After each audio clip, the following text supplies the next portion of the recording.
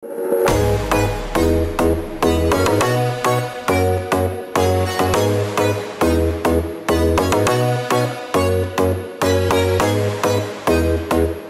everyone! Welcome to Trends and Facts. Unang-una gusto kong pasalamatan lahat ng nanood ng doormat tutorial natin na sana'y nakatulong sa inyo. Sa video na yon, marami ang nagtatanong kung ano nga ba ang size ng doormat frame natin at ilang pako ang ginamit. So sa video na to, tuturo ko sa inyo kung paano gumawa ng doormat frame.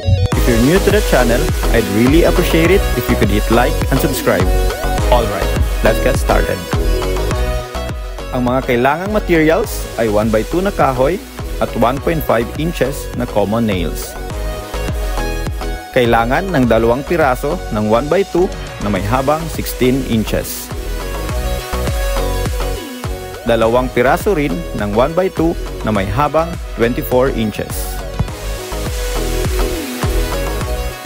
First step, i-layout muna ang 4 na kahoy para mabuo ang rectangle.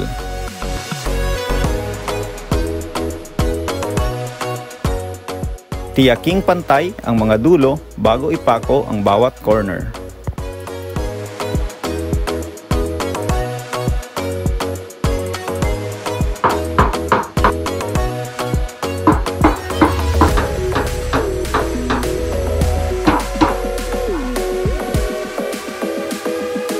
Dahil napako na natin ang mga corners ng ating frame, so magiging ganito na siya. So next step natin is maglalagay tayo ng mga markings sa gilid para malaman natin ang gaps ng mga pako.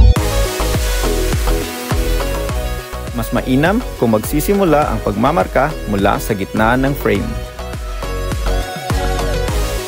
Mula roon, sukatin ang 1/2 inch na agwat sa magkabilang direksyon.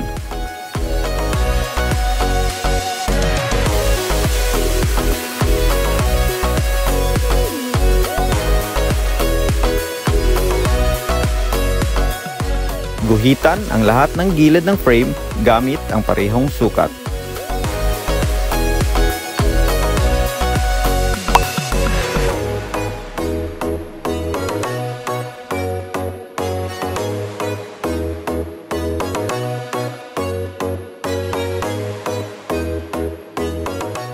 Medyo matrabaho ito, pero malaking tulong para maging pantay-pantay ang pagpapako mamaya.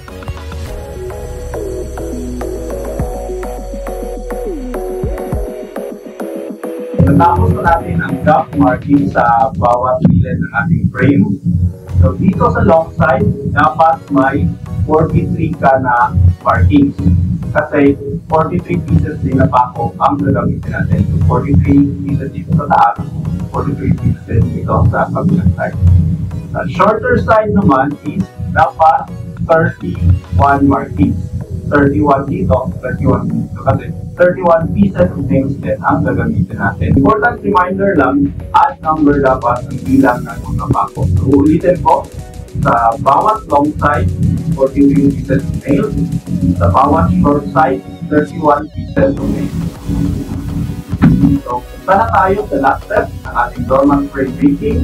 Maglalagay na tayo ng pako sa mga marks.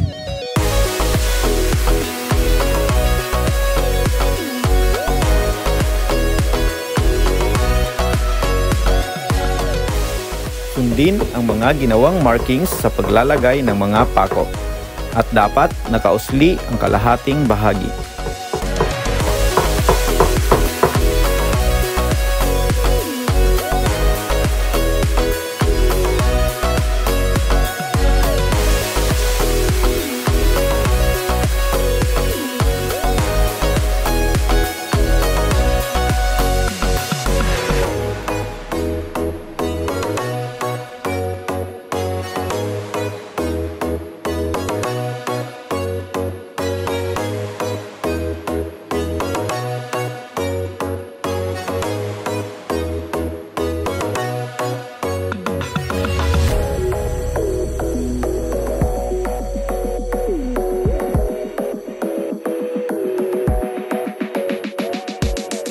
I-adjust ang alignment at taas ng mga pako upang maging pantay-pantay ang pagkakaayos.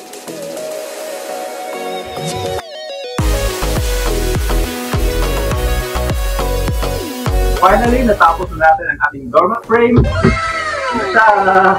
Kung meron kayong katanungan o clarifications, just comment down below. At kung gusto mo namang matuto kung paano gumawa ng doormat o basahan kagaya nito, nasa description ng ating link. Don't forget to hit like and subscribe sa ating channel at abangan nyo ang ating mga susunod na mga tutorials. Thanks for watching. See you on the next one.